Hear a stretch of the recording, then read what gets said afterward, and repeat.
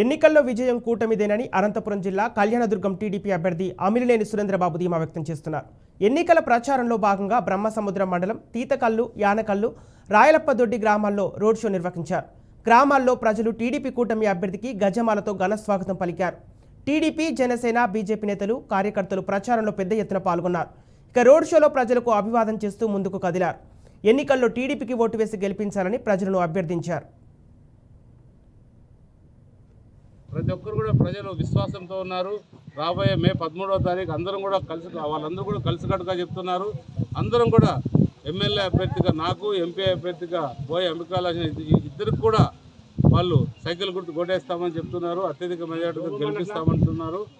కాబట్టి ఈ ఏదైతే రాయలప్పతోటి గ్రామంలో వచ్చామో ఇంకా చాలా సమస్యలు అడిగాయి. ఎన్నికల నియమావళిని దృష్టిలో పెట్టుకుని అవన్నీ కూడా ఎన్నికల తర్వాత చూస్తామని తెలియజేయడం జరిగింది. కాబట్టి వాళ్ళందరికీ ఇంకా చాలా సౌకర్యాలు కూడా కావాల్సిన అవసరం ఉంది.